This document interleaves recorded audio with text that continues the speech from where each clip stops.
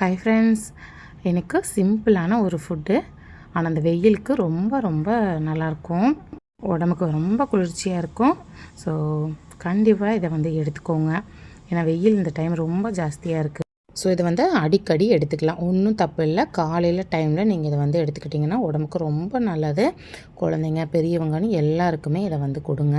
So நான் வந்து இதை முதல் நாள் நைட்டே வந்து ரெடி பண்ணி வச்சுடுவேன். அடுத்த நாள் காலையில் அதை வந்து நாங்கள் எல்லாருமே காலையில் பிரேக்ஃபாஸ்ட்டுக்கு பதிலாக இதைத்தான் நாங்கள் எல்லாருமே எடுத்துப்போம், குழந்தைங்கள்லேருந்து பெரியவங்க வரைக்கும்.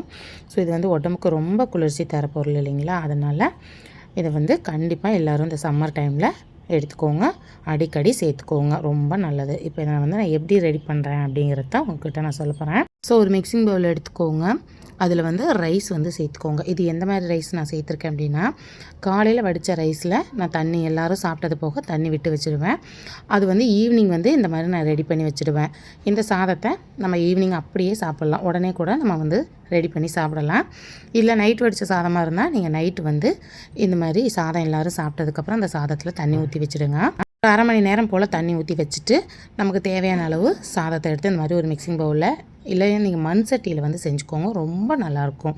எனக்கு மண் சட்டி இல்லை, அதனால் நான் வந்து பாத்திரத்தில் செஞ்சுருக்கேன். அதில் தேவையான அளவு நீங்கள் வந்து சாதம் எடுத்துக்கோங்க. அதுக்கப்புறம் நம்ம தண்ணி விட்டு ஊற வச்சோம் பாருங்கள், அந்த தண்ணியும் சேர்த்துக்கோங்க. சேர்த்துட்டு நல்லா கெட்டி தயிர், புளிப்பில்லாத தயிராக சேர்த்து இதை நல்லா வந்து கையில் மிக்ஸ் பண்ணி விட்டுடுங்க, நல்லா பிசைஞ்சு விட்டுடுங்க. இதில் வந்து ஒரு 10 சின்ன வெங்காயம், 2 பச்சை மிளகாய் வந்து காரத்துக்காக நான் வந்து போட்டிருக்கேன். அதில் வாசனையும் ரொம்ப நல்லாயிருக்கும். இதை போட்டு நீங்கள் மூடி போட்டு வச்சுடுங்க. இதை அடுத்த நாள் காலையில் நம்ம சாப்பிட்றதுக்கு ரொம்ப சூப்பராக இருக்கும். இப்போ அது இருக்கட்டும். அடுத்து பார்த்திங்கன்னா, நான் வந்து இன்றைக்கி பழைய சாதத்துக்கு வந்து தொட்டுக்கிறதுக்காக ஒரு துவையல் அரைக்க போகிறேன்.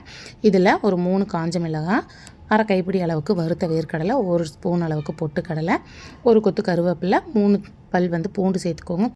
கூடவே ஒரு கைப்பிடி அளவுக்கு தேங்காய் துருவலும் சேர்த்து கொஞ்சம் கல்லுப்பு சேர்த்து இதை வந்து தண்ணி தெளித்து விட்டு நீங்கள் வந்து அரைச்சி எடுத்துக்கோங்க. நான் வந்து கல்லில் ஆட்டி எடுத்துகிட்டு வந்துடுறேன். நீங்கள் மிக்சியில் அரைக்கிறீங்க அப்படின்னா பல்ஸ் மோடில் நீங்கள் குறப்பாக அரைச்சி எடுத்துக்கோங்க. ரொம்ப கெட்டியாக அரைக்கக்கூடாது, தண்ணி சேர்த்து அரைக்கக்கூடாது. தண்ணி சேர்த்து அரைச்சிட்டிங்கன்னா அது வந்து சட்னி ஆகிடும். தண்ணி சேர்க்காமல் இது போல் கெட்டியாக அரைச்சி எடுத்துக்கோங்க. நமக்கு இப்போ துவையல் ரெடி ஆகிடுச்சு. இதை ஒரு மிக்சிங் பவுலில் வச்சுக்கோங்க. இப்போ இந்த துவையல் வந்து ஒரு பக்கம் இருக்கட்டும்.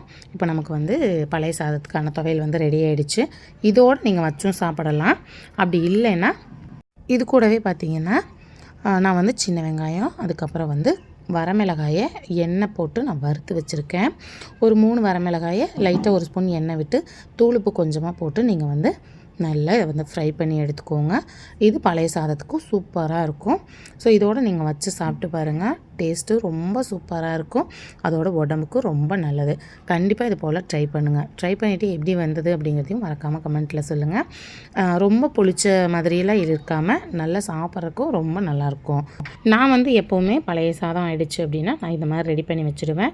எங்கள் வீட்டில் குழந்தைங்கள்லேருந்து பெரியவங்க வரைக்கும் எல்லாேருக்கும் சாப்பிட்டு பழக்கம். அதனால் கண்டிப்பாக அவங்க வேண்டான்னு சொல்லாமல் சாப்பிட்டுடுவாங்க. கண்டிப்பாக நீங்களும் உங்கள் குழந்தைங்களுக்கு இது போல் செஞ்சு கொடுங்க. இந்த வெயிலுக்கு ரொம்பவே நல்லது. ஓகே, இந்த வீடியோ உங்களுக்கு பிடிச்சிருக்குன்னு நினைக்கிறேன். வீடியோ பிடிச்சிருந்தா லைக் பண்ணி, ஷேர் பண்ணி, கமெண்ட் பண்ணுங்கள். அண்ட் மறக்காமல் நம்ம சேனலை சப்ஸ்கிரைப் பண்ணி பக்கத்தில் இருக்க பெல் ஐக்கானை கிளிக் பண்ணி வச்சுக்கோங்க. அடுத்த வீடியோவில் பார்க்கலாம்.